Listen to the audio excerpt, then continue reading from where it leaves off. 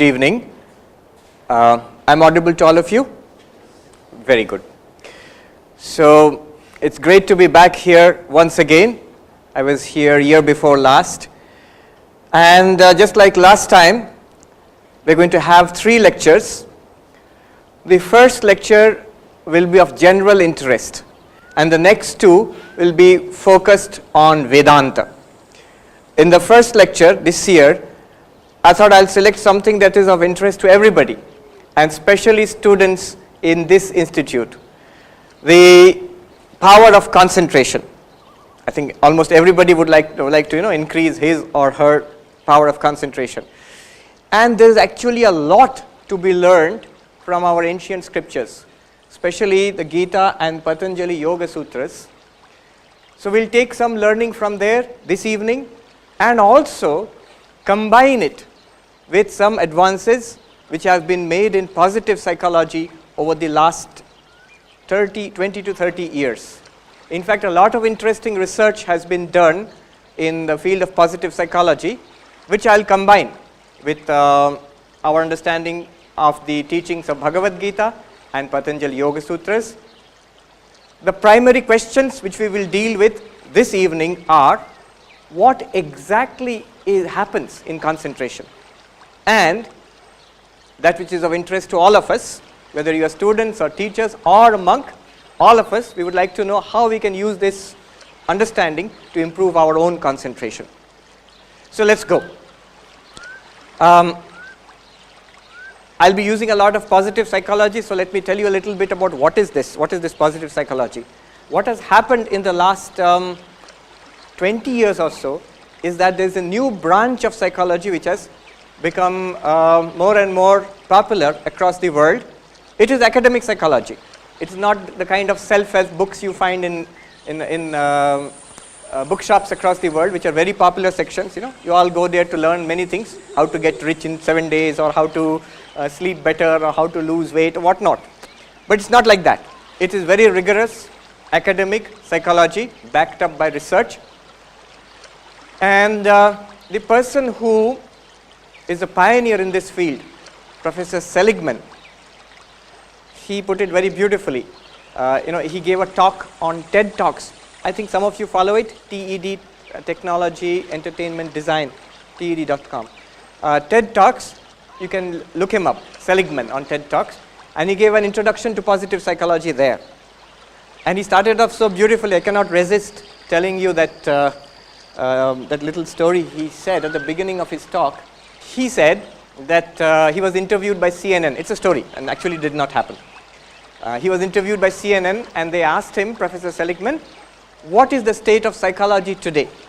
But this is CNN, so you cannot give a long speech. You have to be very brief. So this old professor, he said, okay, how much time will you give me? 1 word. So what is the state of psychology today? He said, good. What else to say? Good. Cut. No, this is not enough. Little more explanation is required. 2 words. Professor Seligman, what is the state of psychology today? And he said, not good. You're taken aback. Now you said it is good, now you're saying it is not good. Can you explain little more? 3 words. And Professor Seligman, what is the state of psychology today? He said, not good enough. And then he explains very beautifully. Mostly psychology has been concerned with illness, mental illness, disabilities, schizophrenia, paranoia, and so many things. How to identify these illnesses and how to cure them. And in that sense, it is good. But not good in the sense that what does it have to give ordinary people like us? We are not sick enough to go to a psychiatrist or to a mental hospital. But how can it improve our lives? Psychology has not done much for that. And therefore, he says, how can psychology become good enough? And that's why he went for this positive psychology. What is positive psychology? It's basically research into human strengths. Not just human illness and weaknesses, but into human strengths. Happiness, character, and concentration also. So one of the areas of positive psychology which we will use today is concentration. And the person who has worked in this area is the second name there. And if you learn how to pronounce his name, that's it. That itself is an achievement for this evening. If you learn how to spell the name and pronounce it, I'll tell you. It is Mihai Csikszentmihalyi. Mihai Csikszentmihalyi. He's of Eastern European origin. He has worked in this area for more than 30 years in the United States. And his talk is also there on TED Talks. So if you can look it up, Mihai Csikszentmihalyi, about flow. And he is not as entertaining a speaker as Professor Seligman. He's very slow and quiet, but he's very profound. So you can learn a lot of things from his talk. Anyhow, the basic ideas I have extracted from the talk, I will be presenting it here along with yoga and the Gita. What he has concentrated upon is how to enrich our life. He says the quality of our life depends upon the quality of our experience. I'll repeat that again. The quality of our day-to-day, minute experience of life, what we are experiencing now. The better the quality of that, better we feel our life is. So the quality of my life depends upon the quality of my experience. And his basic thesis is the quality of experience, on what does it depend? He says it depends on concentration, on focus, on attention. And that's what he has tried to establish. So I will put that in this talk, and we'll see what we can learn from that. This is Mihai Csikszentmihalyi. I took this picture from his TED Talk. And this is the book. He has written a number of books, but this book is really good. All the books are good, I'm sorry, but this book is, it deals with his central theme, his work. And the book is Flow, the Psychology of Optimal Experience. Nowadays it's very easy. I think your library may have a copy, and if not, getting it on Flipkart is of course very easy. He calls it flow. And where did he get this word? He says he was once interviewing a music composer, one who composes and conducts orchestral music.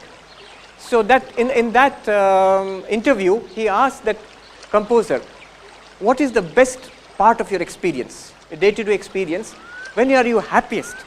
When are you achieving the most? What do you feel at that time? And that composer, he said this.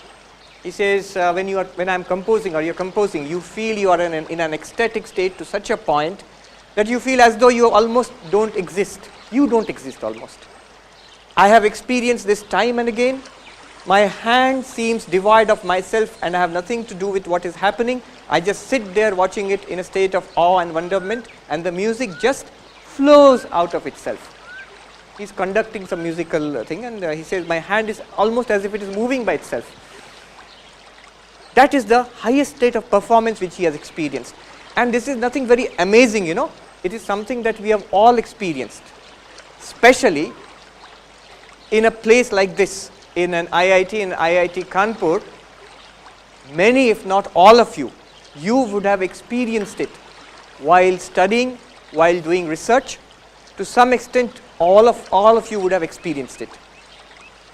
A time when you are completely absorbed in your work, whether you are reading something or doing research in a lab or whatever, you're completely absorbed in your work.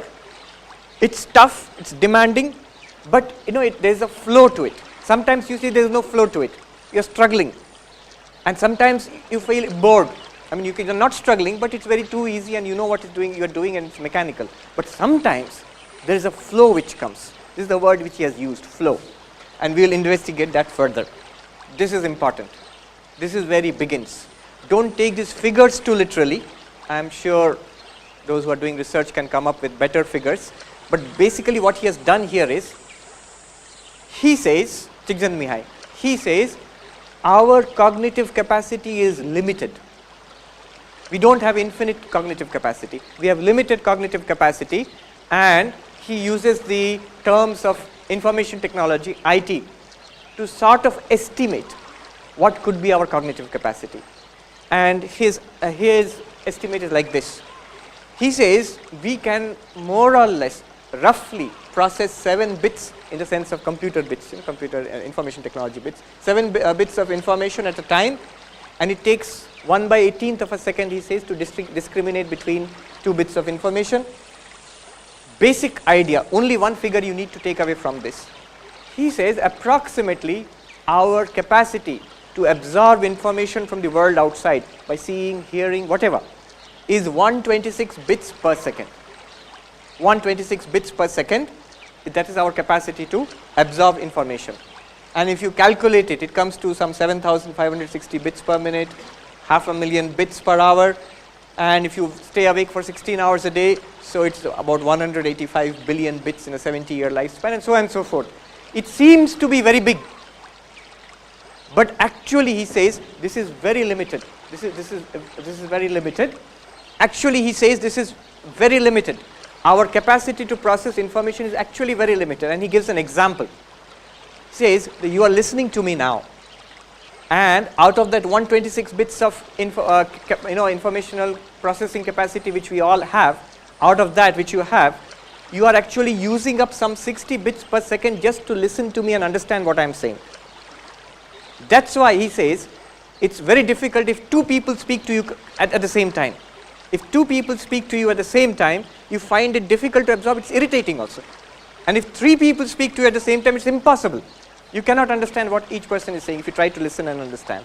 The reason is, at 60 bits per second, three people speaking to you would be 180 bits, which is beyond human capacity to absorb and assimilate. Therefore, he says that this capacity, this is what we have. From moment to moment, second to second, this is the cognitive capacity each of us has, approximately. Don't take 126 bits as a given figure. It might be 150, it might be 100. I mean, it depends on how he's done the research.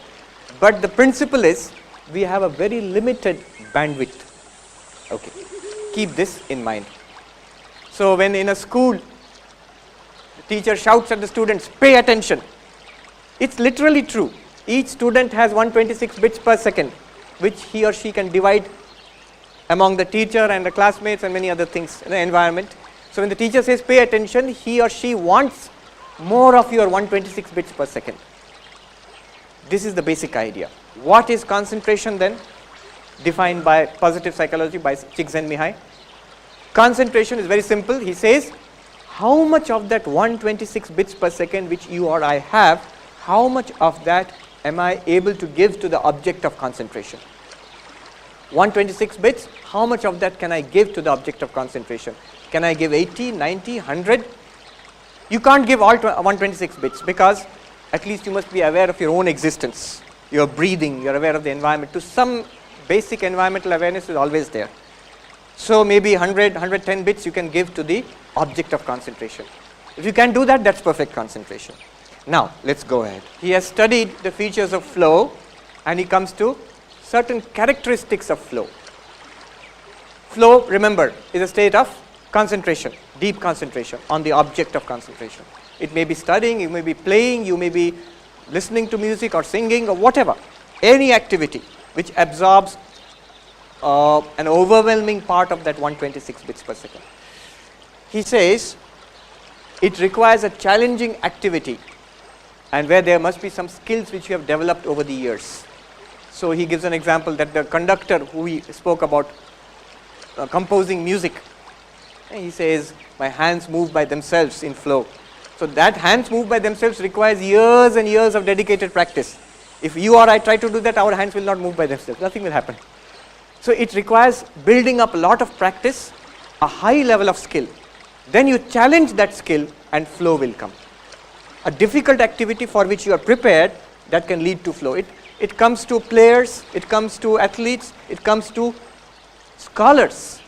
When you are doing research in the lab, when you are studying in the library. So that is flow. Then he says merging of action and awareness. This is very important. The work which you are doing, or the game which you are playing, whatever, and your consciousness, they seem to be fully merged and submerged in that. Swami Vivekananda here says, when one works with concentration, losing all consciousness of oneself, the work that is done will be infinitely better. He says, if the painter, losing the consciousness of his ego, becomes completely immersed in his painting, he will be able to produce masterpieces. One thing we have all noticed and heard about, and in this institute you must be seeing this on a daily basis. The scientist or the scholar who gets so absorbed in his or her work seems to forget about himself or herself.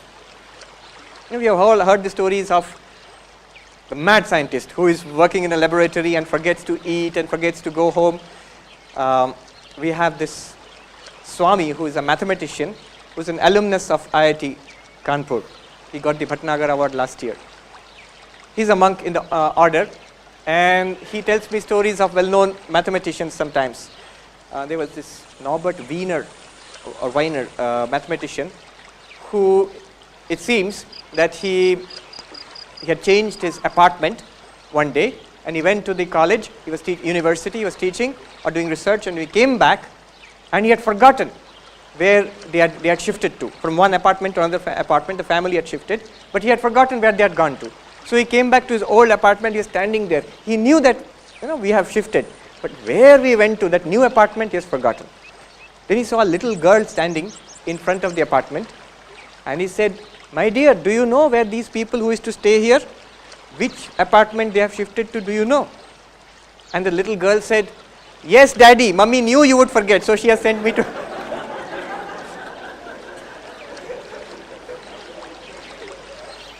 So not only he has forgotten the apartment, he has forgotten his daughter also. That happens because out of that 126 bits, such a great amount is absorbed in the work that everything else is blanked out, it's forgotten. And that's why, when you are studying, many of you study with great concentration for long periods of time. You forget that you're exhausted. You forget that, you have not eaten. The reason is that 126 bits is not enough to accommodate the object which you are focusing it on and your personal discomfort also.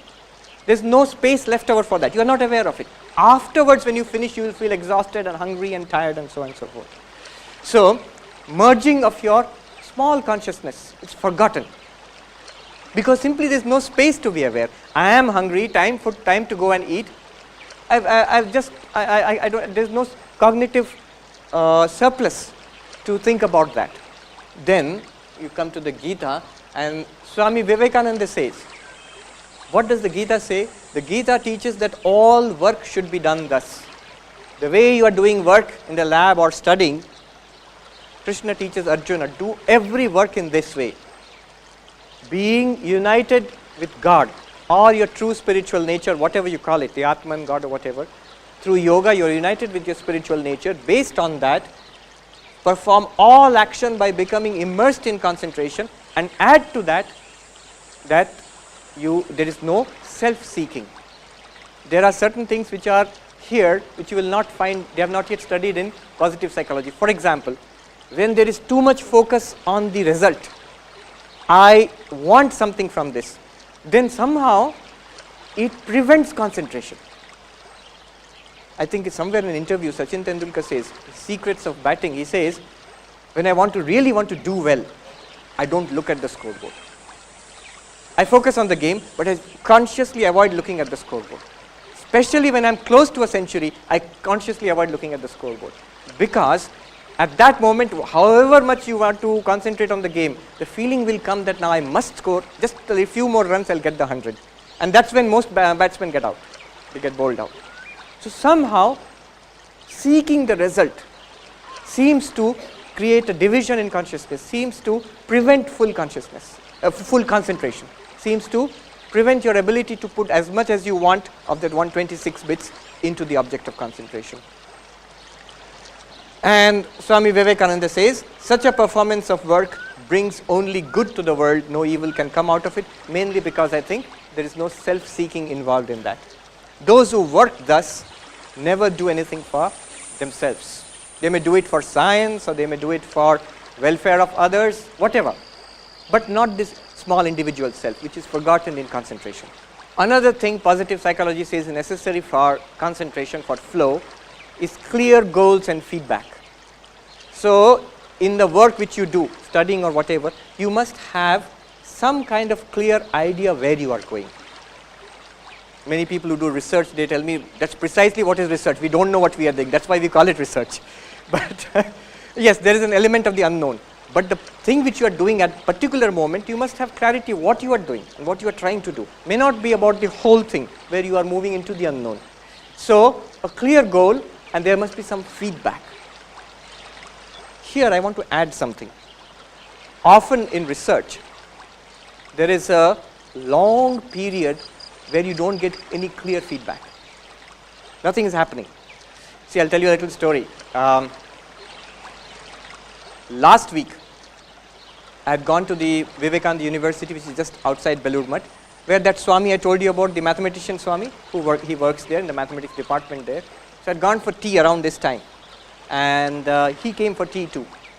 We were sitting and having tea, and he said that I'm in the middle of a class, and his class is like, it starts at 8 o'clock in the morning. He said, I've started at 8. 8? Did you break for lunch? No. You are the only teacher? Yes. And the same set of students? Yes. And when will you end? 8 or 10 in the night? So 10, 12, 14 hours, one class. Yes, one class. Of course, it's problem solving. It's not that he's lecturing all the time. Then I asked him why. And he said something very interesting. He said, you see, in research, for most of the time, the default value is 0. For a long period of time, the gain you will get in research is nothing. Nothing will be seen to be happening if you're doing genuine research for a long time. He says that these boys who are working in the class now, they will have to hold on for days, weeks, months, even years. You know that person who solved the Fermat's theorem? Andrew Wiley, I think? Andrew Wiley? Whatever. It took more than 10 years. He was working in private, apart from his job. Secretly he was working. And through all sorts of frustrations. I read the book on that. I don't understand any of the mathematics. But luckily the person who wrote the book also said at the very beginning, I also don't understand the mathematics. They're going to tell the human story of that person. But the point to be understood there is, for a long time in research, you will not get any positive value. And for that period of time that these boys have to hold on. They have to learn how to struggle for hours throughout the day, for days and weeks and months throughout the year, and maybe for years together. If they don't have that patience, then they cannot be good researchers. So one point about this, when you say feedback, it's true, feedback helps in flow, but sometimes you may not have feedback, and there also that grit is necessary to hold on to the concentration without the feedback also, without positive feedback. And concentration. Fourth characteristic of flow is concentration itself, where there is tremendous focus. One sign of concentration is you forget all other problems in life. It is true. You may have lots of problems at home, health related issues, maybe issues related to career, what not, even issues related to the environment where you are working. But if you get flow at that time, you tend to forget all it. This is one of the characteristics of concentration. Now, why do you forget? The answer is again simple. Because you don't have more than 126 bits per second. So your mind will not dwell on those things if you put most of it into the object of concentration. So there is tremendous focus. Swami Vivekananda says, to me the very essence of education is concentration of mind, not the collecting of facts. The difference between an ordinary person and a great person lies in the degree of concentration. And when I read this long ago, I read this from Swami Vivekananda, I was not very convinced, because I used to think that difference between an ordinary person and a great person lies in so many dimensions of human personality. Why only concentration? One day, I had a revelation. I saw another Swami who is also an alumni of IIT Kanpur. Long back, he joined the order long back.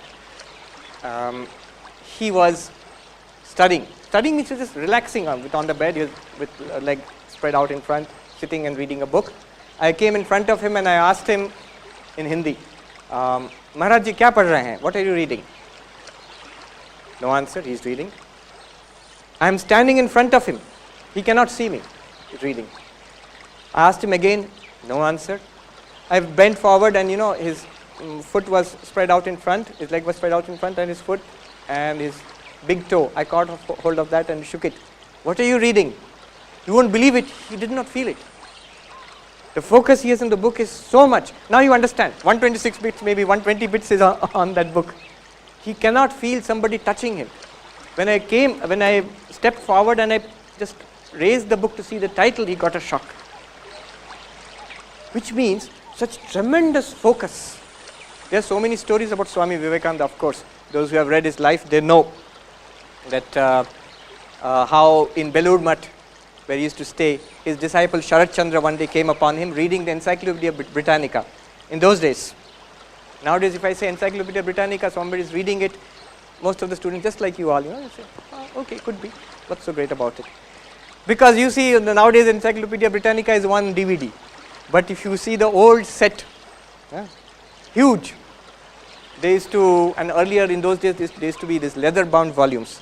So I heard when the set would arrive in the library, they would strengthen the shelves of the library with wooden planks so that it will not bend, catenary it will become. So that set is there, and Swami Vivekananda is reading it, and this disciple comes and asks, Swamiji, so many books, fat books, it's impossible for a human being to finish it in one lifetime.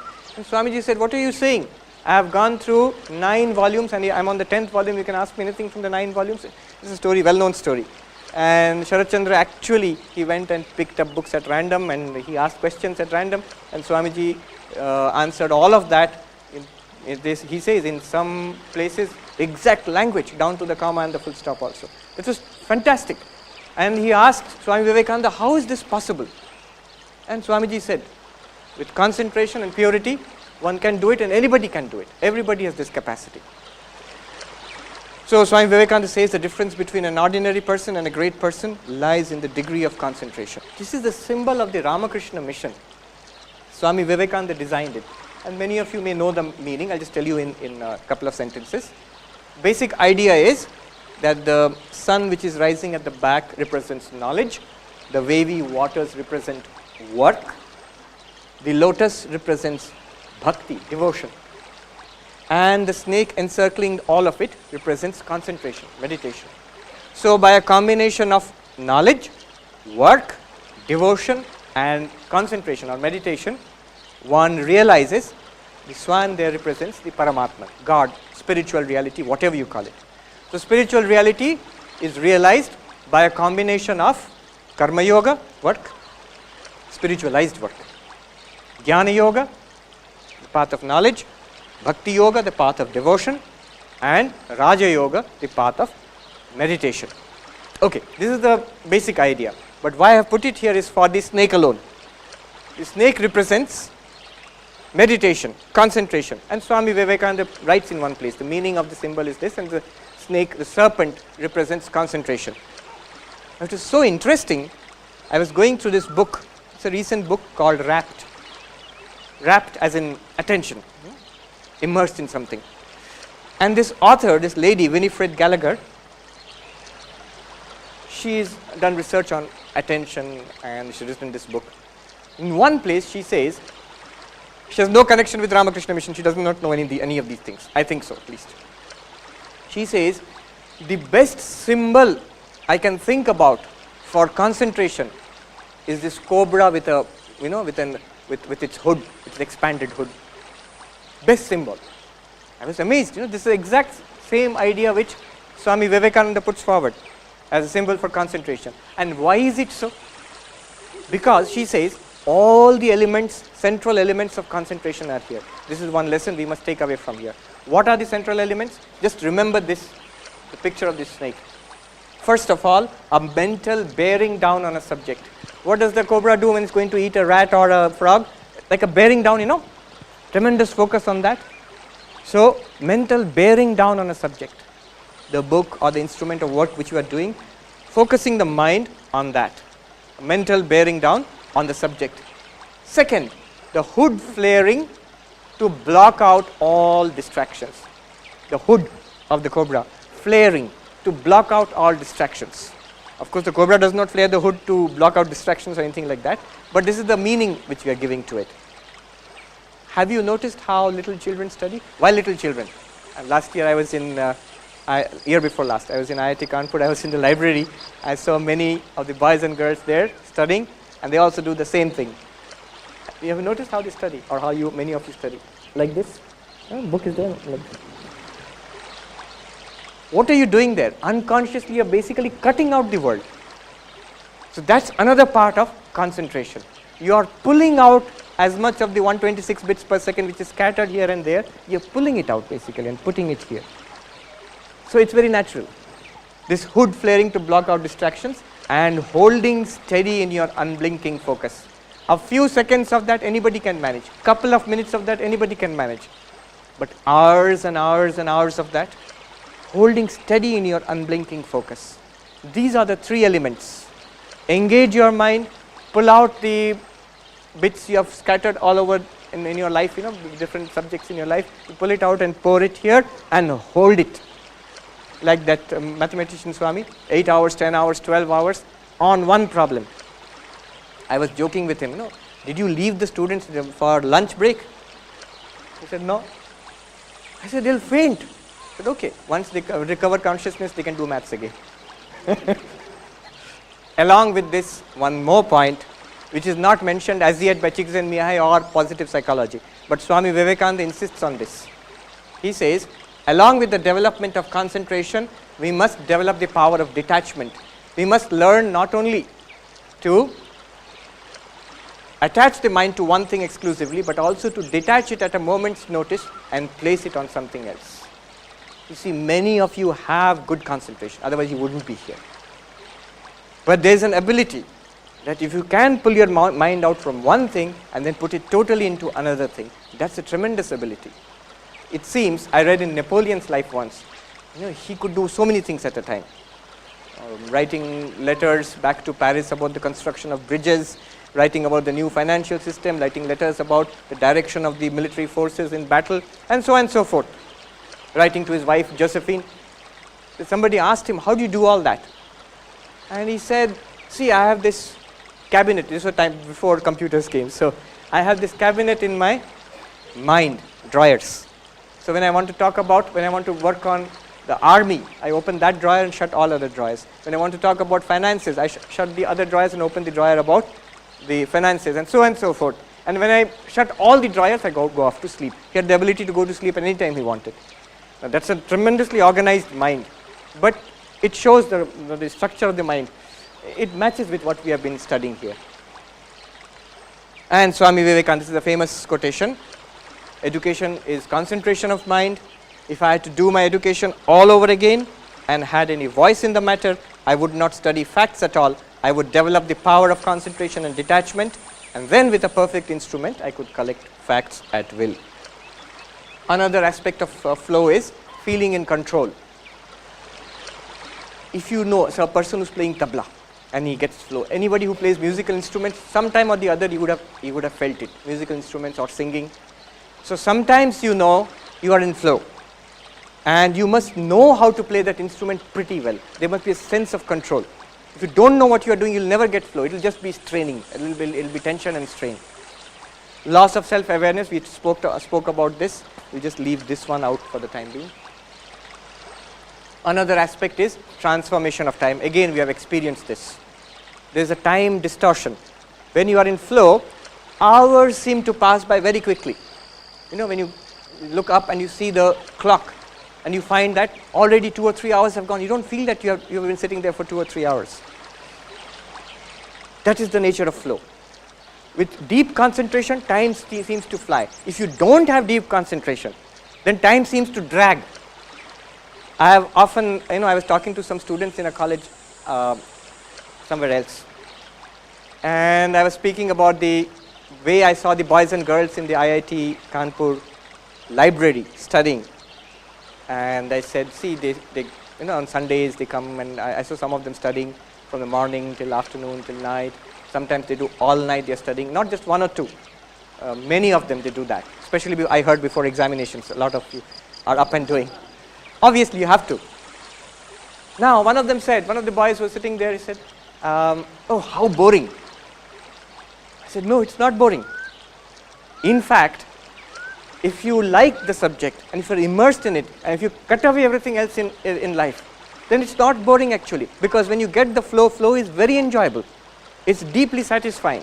Of course, because you have an exam and you have to go grades and all, it's tension. But otherwise, it's deeply satisfying. You know what is boring? What is difficult? If you give only a part of that 126 bits, maybe 50 bits and 60 bits, and the rest of it is still free, Then you can think about the good time you could be having watching TV or playing video games, and you're still doing physics, and then you feel how boring and irritating this is. Or, you're sitting, and the same kid who sits and watches a cricket match for hours together, he does not complain about how hot it is, how mosquitoes are biting him, does not complain. But the moment you put that kid in front of his homework, he will say, "Kaise padhe? Garmi hai, machhar hai. How can I study?" What happens is, because out of that 126 bits, almost all of it is absorbed on the cricket match, he does not feel the discomfort of heat or mosquitoes or whatever. But when he's doing something he does not like it, most of his cognitive capacity is free, and it will go to whatever pulls his cognitive capacity, like it may be a mosquito, whatever. I remember when we meditate in Belur Math, the mosquitoes have a free reign, and especially when you are meditating, you can't do anything about the mosquito. Even one mosquito can spoil your meditation. And sometimes I've seen other monks, and what they do early in the morning, so they'll have this chadar, you open it and put a sort of cloth here, like a veil, so that mosquito can't enter. And if one mosquito enters that, then you are in deep trouble. It'll be like somebody is fighting in that, you will see. And I was reading of Swami Vivekananda, Girish Ghosh, the famous dramatist. He narrates how he saw Swami Vivekananda sitting in meditation, and his face is black, covered with mosquitoes. He does not feel it. It's gone deep within so much that nothing is left over. Of course, he'll feel it when he comes out. Maybe face will be swollen with mosquito bites. But at that moment, he does not feel it. So this is exactly what happens to us in a lesser degree maybe when you are studying or working on something that absorbs most of your cognitive capacity. If you are studying without that flow, without that concentration, it's much more strenuous. Then every few minutes you will feel like going and having a coffee break or going and taking a walk, whatever, because there is that excess cognitive surplus left over which will remind you, you are suffering, you are doing something boring, please get up. When that is not free, you have a very good time actually, you have forgotten. Time moves faster, time moves slower, of course, both are interesting. One surgeon was telling me how hours, 6-7 hours they have to do this neurosurgery, 6-7 hours. I said, how is it possible, such concentration for such a long time? He says, I don't feel I'm doing it for 5 or 6 hours. After the operation is over, I see it's 5 or 6 hours. So time has moved very fast. Just the opposite, I heard from a fighter pilot.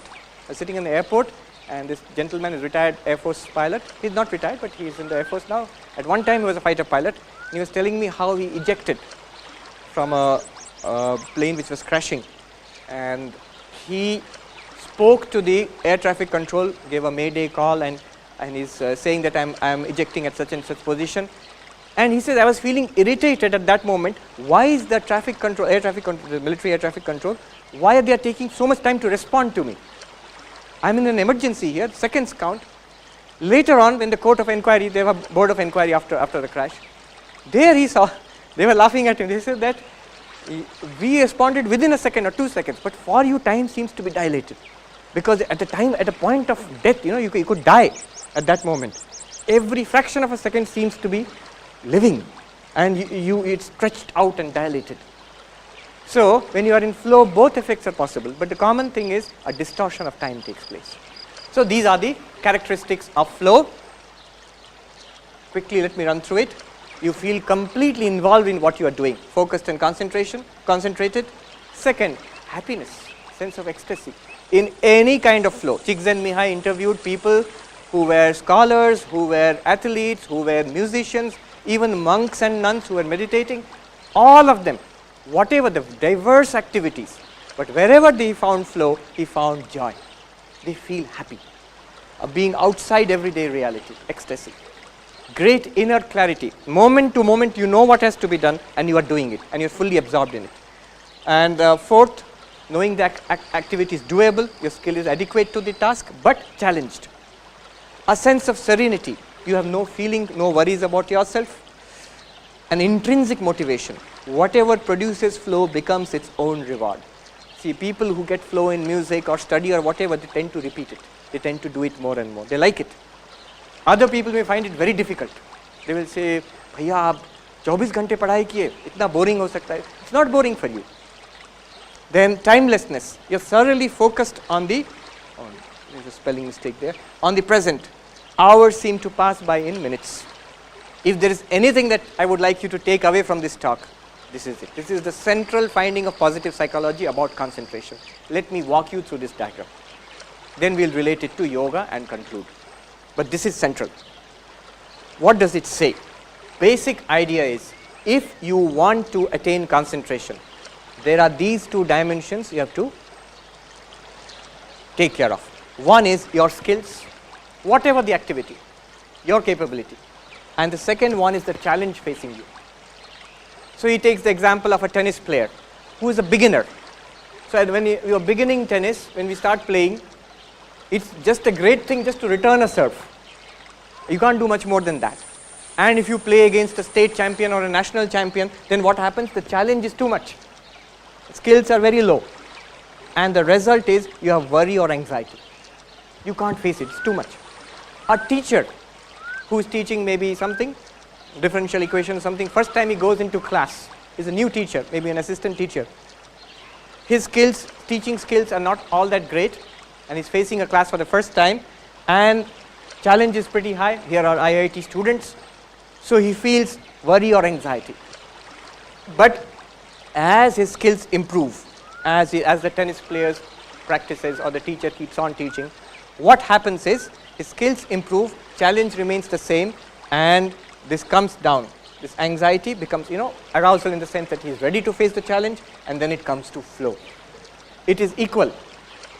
Here is a channel where skills and challenges are matched. Now the tennis player, he can return the serve and he feels happy. When he returns the serve, he feels happy. He gets a tiny bit of flow at that point. So there is a channel here where your challenges and skills are matched. If your skills are pretty high and the challenge is low, skills are pretty high, you are a state champion in tennis and you just have to do net practice, then it's very, very easy for you, mechanical, and you feel apathetic. There is no response inside, it's too easy for you, or you feel bored. And as your challenge increases, you come back to flow. Now you see this entire spread. Here is the desirable channel when you have flow.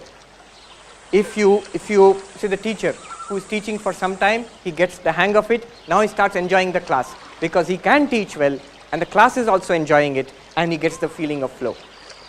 After some time, what happens? After a couple of years or 2-3 years, it's in control. Without putting too much effort into it, he can manage the class. The tennis player can manage the game also without too much effort. After some time, what happens is he gets relaxed about it and maybe even bored. There he requires higher challenges to enter into flow. The basic idea, the crucial idea, the point of flow, the channel of flow also is dynamic. As your skills keep on improving, you must increase the challenge also to be in flow. And the fundamental fact behind it is that 126 bits, you must put as much of it as possible into that activity. So if your skills are very high, challenge is very low, you need not put 126 bits into that. With some amount of cognitive capacity you can manage, but that leaves the rest unutilized. So to have flow, to have concentration, you require a dynamic equilibrium between the challenge you are facing and the skills. And what is the learning for us? What is the learning? What do you take away from it? It's pretty obvious. If you want to be in flow, you must look at your situation. Are you here? Do you find the courses too demanding, the classes too tough? Then you must reduce the challenge and work up your skills. How do you do that? You maybe have to parse the subject matter into smaller bits which you can focus at a time. Maybe you need to get help from your seniors or your professor. Many ways in which you can build up your skills and at the same time reduce the challenge by taking it into smaller bits, parsing the material into smaller bits.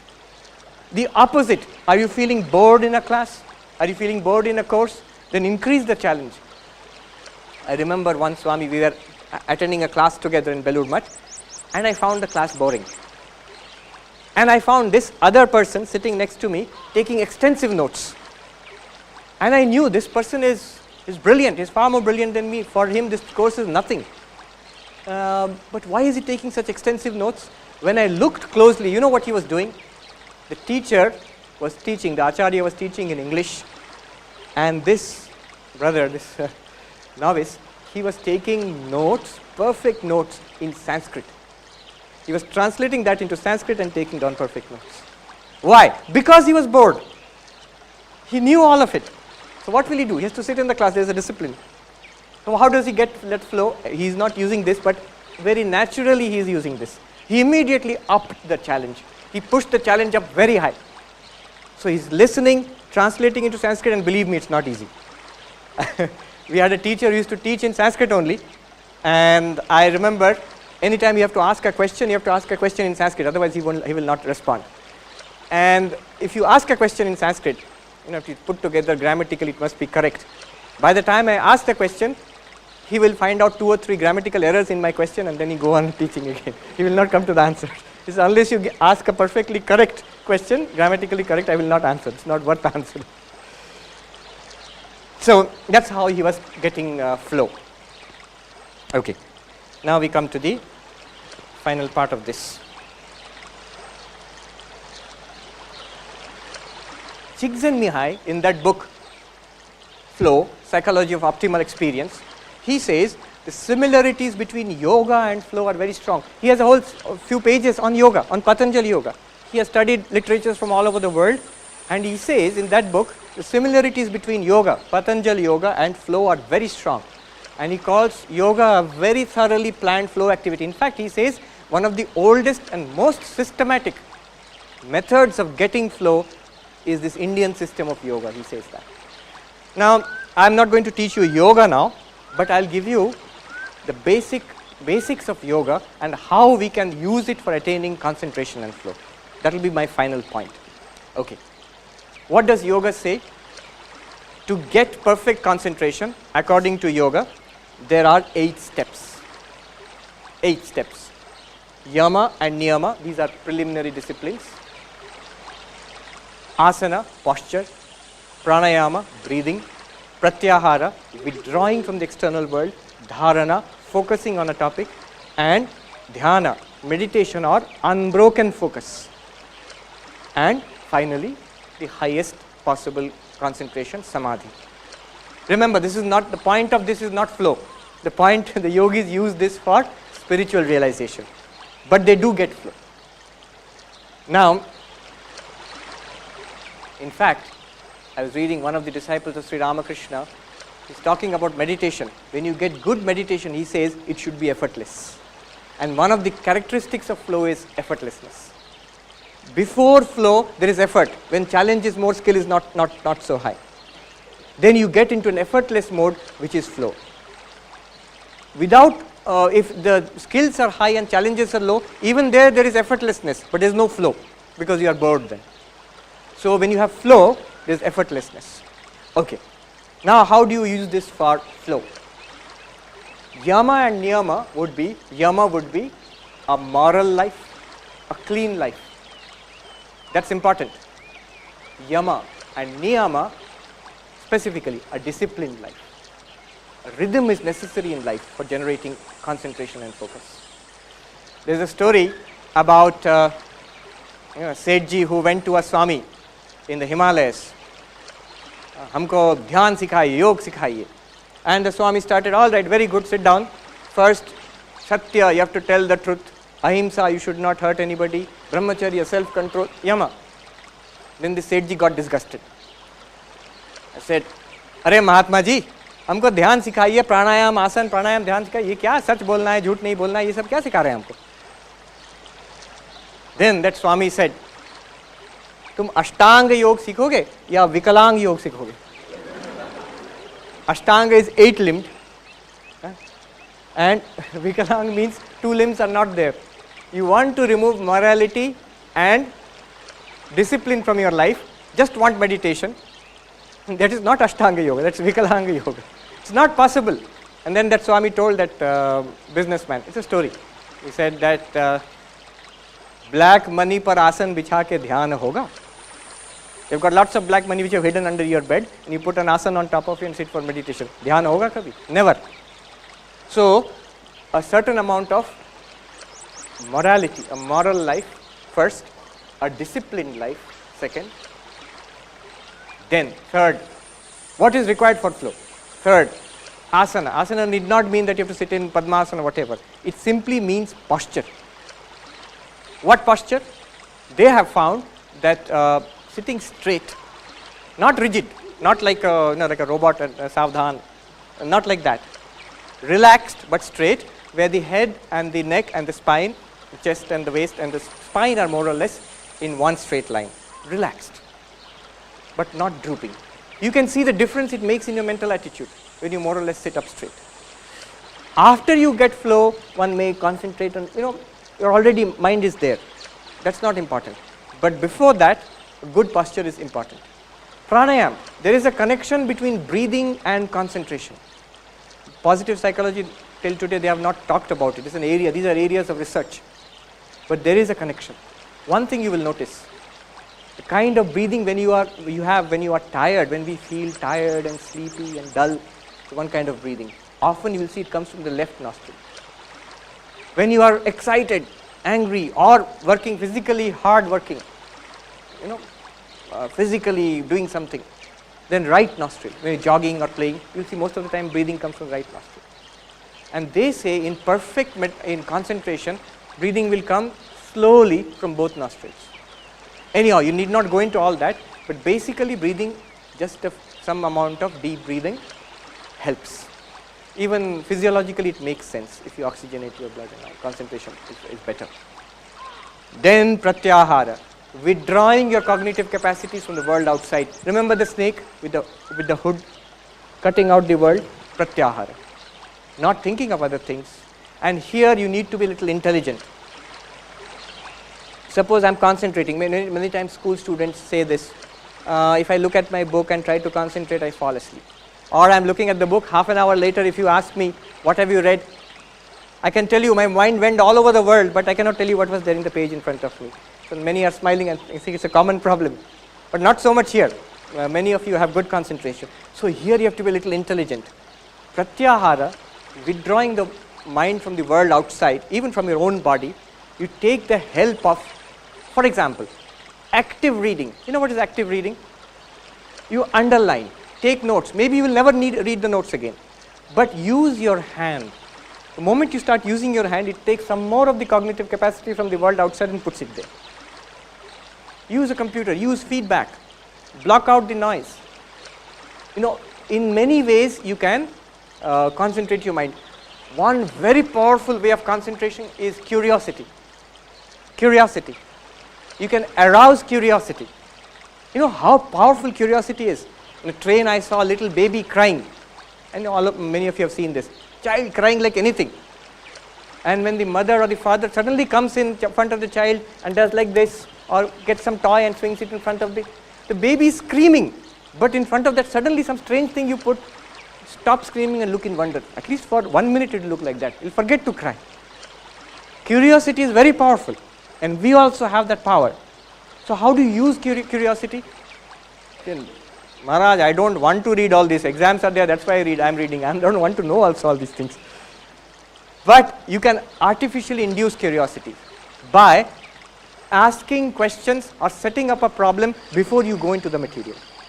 Often what we do, a mistake we do is read the material, then solve problems.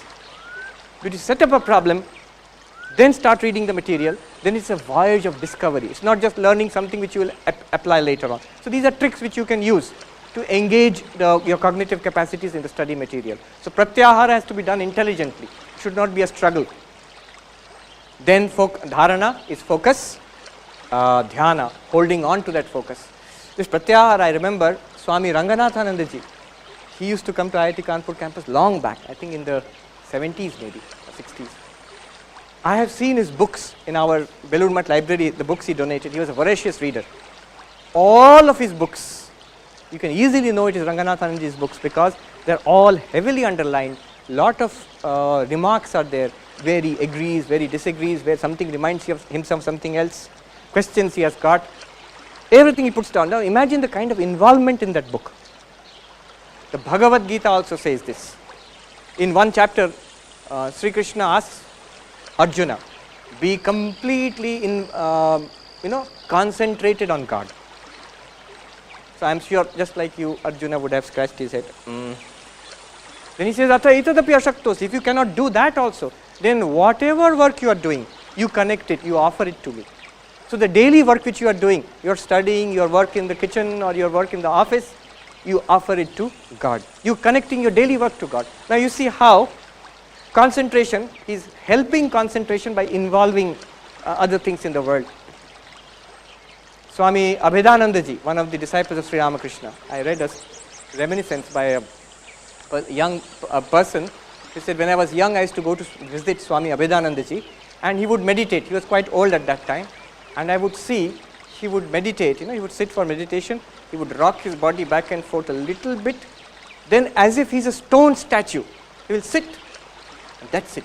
3 hours later, he will open his eyes like a rock. He's sitting, and this boy, he would ask, Swamiji, within 2 minutes I get bored.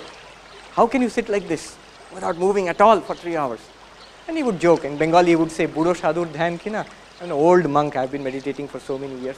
But it is this thing, ability to pull everything out from the world and put it on the object of meditation.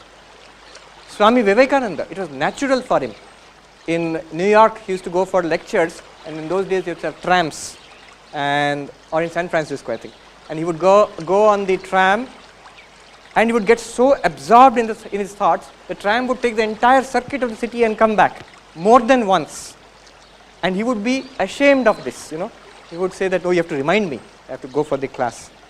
That concentration, tremendous concentration was absolutely natural to him. There are so many stories about that. And that focus, dharana is focus, dhyana is unbroken concentration, deepens into, let's call it flow. Let's call it a higher kind of flow. So here I am breaking it up again. Moral life, disciplined life, good posture, deep breathing, regular breathing. Don't be like a boiler. Regular breathing. Withdrawing from the world, remember the snake. Then dharana, holding on the focus. Then unbroken focus, flow. This is what our Patanjali Yoga also has to say about concentration. This is one key idea. Let me just sum up by going back to this idea. Remember, you have 126 bits per second, and you have to use that to get concentration or flow, and it's always a function of matching your challenges and skills. Whenever you are out of flow, and their characteristics are there, you will be bored or you will be under strain. Whenever you are out of flow, you increase the challenges or the skills as the need may be. These are the basic principles. I think I'll conclude here.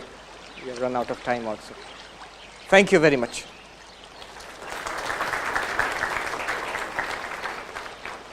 True. Clear goals. You have to have clarity about the goals. Swami Vivekananda puts it very beautifully. Make sure what your end is, goal is. Then he says, forget the ends and concentrate on the means. Our main problem is we are too focused on the grades and getting the IIT degree, and then getting this high paying job, big pay packet and all. If you keep that in mind most of the time or all of the time, then you are not focusing on what is in front of you. That will happen. If that is your goal, keep it there. But don't keep on thinking about it. It's no use thinking about it. Once you have set up the goal, Swami Vivekananda says you forget the goal. What it says here is clear goals are necessary for flow.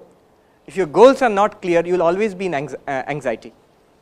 You will be anxious. If you don't know exactly what you are doing at this moment, you will not get that flow. It's one characteristic of flow that a certain amount of inner clarity has to be there, what I am doing. But the eventual goals, you should keep them in the background. Fix it, keep it in the background. There seems to be a deep connection between mental purity and concentration, deep concentration. You will say that that's not necessarily so. We know many brilliant people who lead wayward lives, but they are very brilliant. True, but you see there again, if that person had more pure mind, I would say his work would be even more brilliant.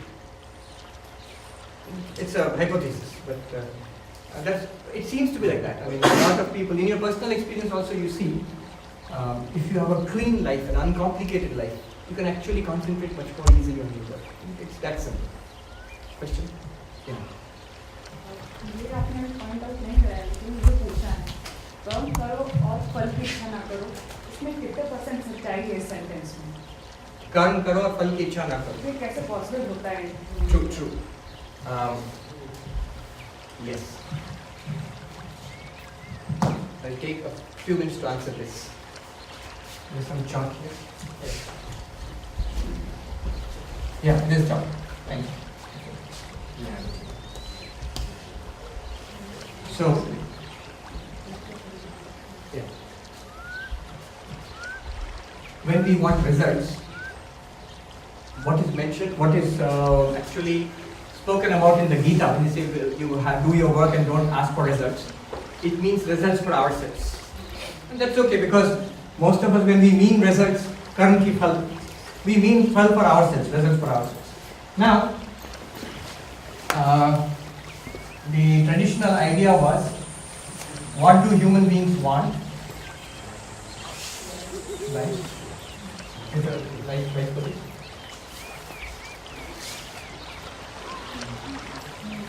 Yeah, okay. Thank you.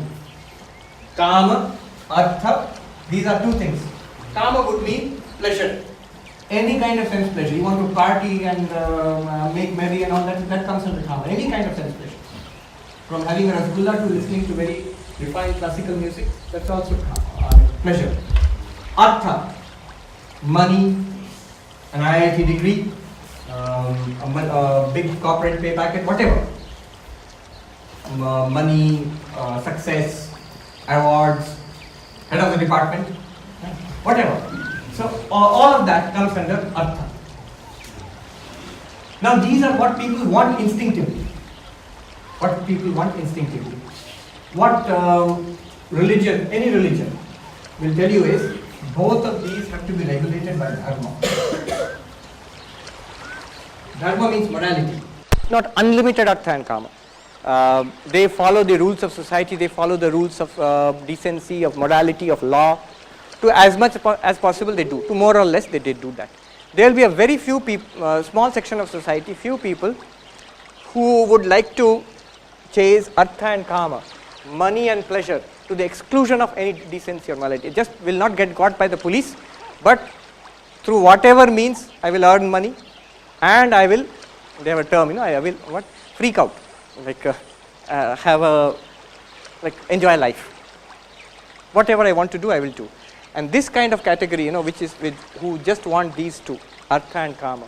There is a term in Sanskrit called pamara. Pamara means an instinctive, a lowest uncultured kind of person, an instinctive life. Instinctive life. What I want it just now. I want it just now. And this kind of life actually leads to unhappiness. Not only unhappiness, even modern psychology shows that this kind of life, such people, they do not go on to achieve much in life also. But because they cannot resist, they cannot control themselves. The kind of sacrifice you need to come to IIT, for example. Many of your classmates did not have that control. So you had to sacrifice quite a bit to slog, to put in that kind of work to be here today. And that's because these desires you had to rein in to some extent. Immediate gratification, no. Let me work hard, I will get more of this later on. So some amount of control is necessary. So those who have all three, dharma, artha, kama, normally when we speak about artha, kama and dharma, what is the phrase? We never say kama, artha, dharma. We normally say dharma, artha, kama, moksha. So you always say dharma first. Dharma does not mean only religion, morality and everything. All three if you have, then the term which we use is a Vishayi person, a worldly person but who is good. Vishayi normally has a bad connotation, he is a worldly person. But actually Dharmika Vishayi, person who is good, moral. You see most people in the world are like this. They are good, they are not evil people, they are not lawbreakers. But they want worldly things and they want to do it within the bounds of common good sense and morality. Now, beyond this also, there are people, the term would be moksha or spirituality or whatever.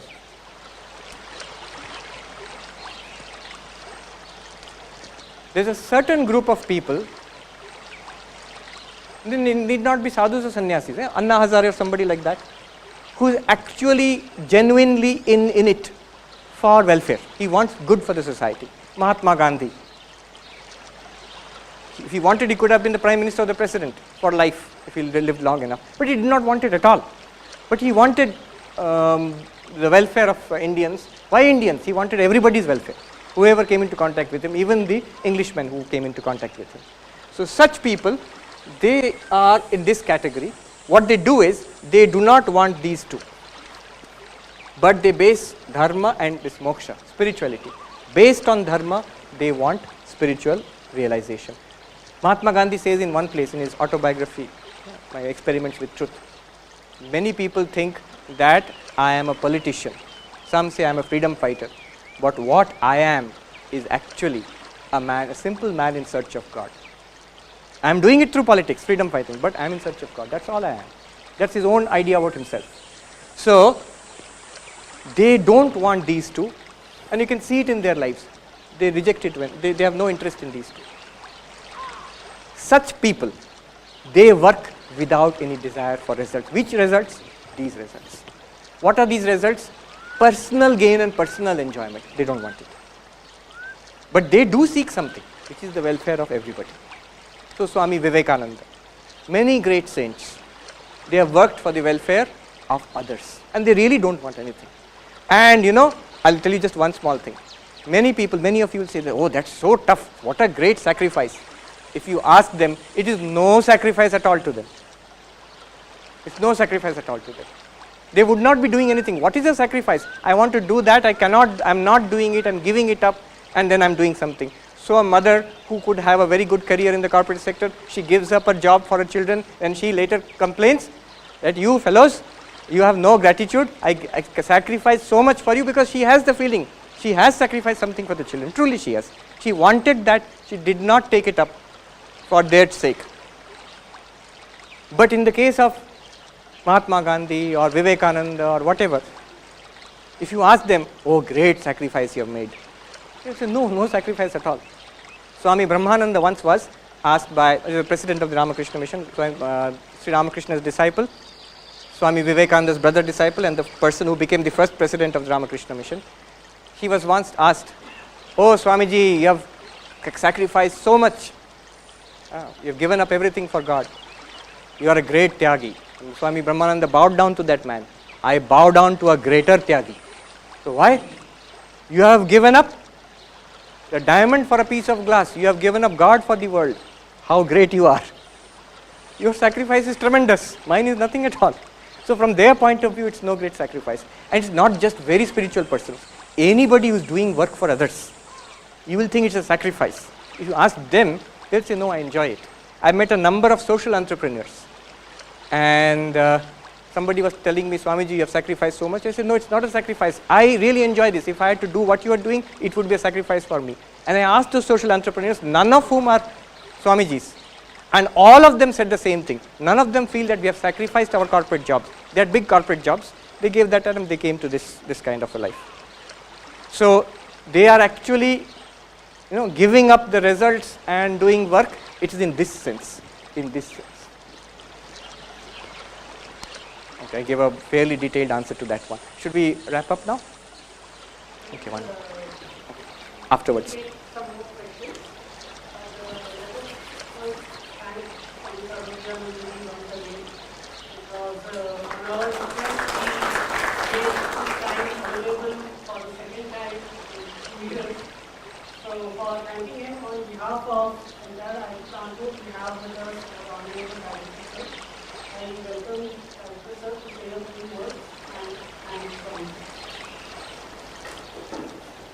Respect and convey deep gratitude on the part of the Institute from each one of you to Swamiji.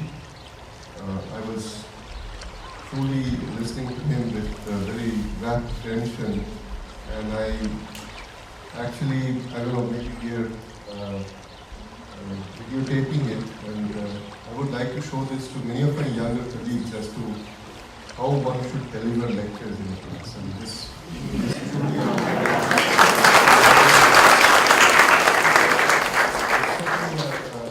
model exposition as to how one should deliver a lecture. In fact, I must share with Swamiji my own experience. I joined this place just about a little over a year back, and by the time I finished one semester, I certainly was getting extremely bored, in true sense of being bored. And then I decided that no, I'll go back to my old profession, the true profession, which is teaching. And I started teaching again, and I continued to teach now. Somebody was saying that, why are you taking this extra pain?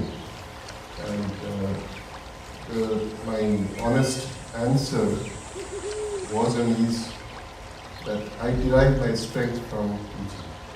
Whatever I do, whatever we do, everything and anything, you need conviction to stand in. And I derive my conviction, my strength from being truthful to my own profession. And watching him deliver his lecture, I was truly all the time wondering that why would a student ever complain about a class or a lecture if he listens to a lecture which is truly in the highest form of flow like this. So I certainly see what exactly he was talking all along. I saw a true reflection of that. So I again pay my very deep respect, and on behalf of the Institute, I would like to express our gratitude and request you to come back whenever possible, share your time and your knowledge with us. We all basically in this setup, in this academic setup, all that we do is to pursue knowledge, and we have only one objective, which is to either disseminate or share knowledge or try and generate new knowledge. It's not very easy to generate new knowledge. We write many papers, we give many lectures, but then essentially we try to pursue, at least at the end of a maybe 20-page publication, at the final conclusion part, just a few words or maybe half a sentence. If that is truly a new knowledge, that's worth writing that paper. So that's exactly what we pursue. And we should always have such excellent examples before us. So thank you again. I feel extremely embarrassed and sad if this beautiful conversation, interaction stops here. I seek your apology, Swamiji, because something very, very important is waiting, and I must attend to that. So I will take leave, and I would request you to come. So I request Director Sir to present a shawl.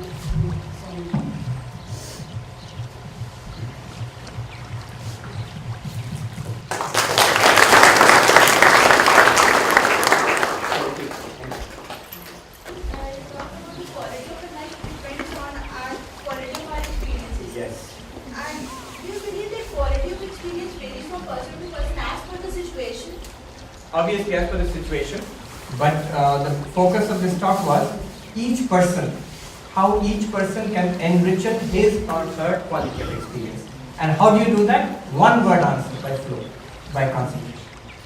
Whatever your situation is, if you concentrate there on whatever you want to achieve, what is in front of you, then you get a richer experience. The principle here is how much you concentrate and what you concentrate on. Just now, in this place, how much you are concentrating and what you are concentrating on. So there are so many things here. Here is a lecture going on. Also, in your mind, there will be that I've got such and such things to do next. Now, if you are concentrating on that, then your experience will be one of restlessness. You like, and you're concentrating on that, and you're thinking about it and how to apply it in your own life, you're getting a richer experience in the same environment. You understand? There are many elements. What will I pick out of that, and how much I can concentrate on that? That will make your experience very rich. Absolutely. Yes. But that's what we have seen, so many stories of young boys and girls coming from very tough backgrounds, poor people, educationally disadvantaged and struggling and making their way up, maybe coming to IIT and other places. You know, Anand Kumar gave a talk there, Super 30, and how so many disadvantaged children are making it here to this campus and other campuses and doing well, not only academically, even people who are physically challenged, and they are doing so well in some areas of life. So from a very tough background, one can do well, not necessarily that they will do well, mostly don't, but they do well. And again, just the opposite, from very privileged backgrounds, how many, especially teachers, I have been a teacher for more than 20 years, we've known how many boys and girls from very privileged backgrounds, parents are highly educated, they are well off, and they have got every facility, and it completely spoiled their lives.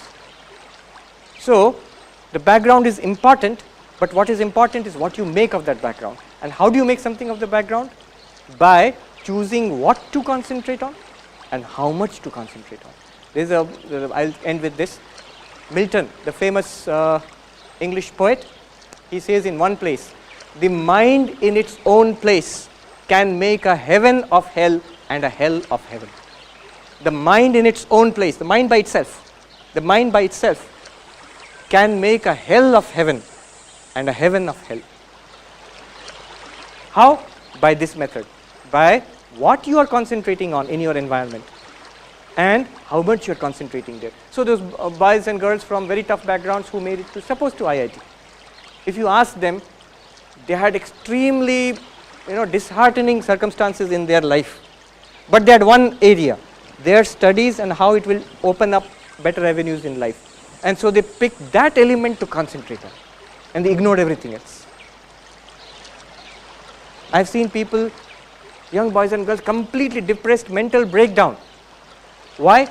Because they had some genuine problem in life. It may be a relationship problem, maybe a health problem, maybe a grades problem, whatever. And what did they do? They concentrated totally upon that. They will say that, no, how can I not concentrate on that? It's pulling my attention. It is not pulling your attention, it's a conscious decision. If your default setting is that, you will be pulled into the depression, the cycle of depression and sadness and failure and misery. But it's a conscious decision. That setting, it's not a fixed setting. You can change the default setting. You can actually consciously choose what you're going to think about and how much you're going to think about that. Okay? And tomorrow we'll take it up after the class. Tomorrow and day after, the classes, the lectures will be very different, not like this. We are going to be very serious, concentrating on Vedanta, very advanced Vedanta. So I'm not discouraging you, I'm setting up a high challenge for you to get into flow. Do come. Thank you.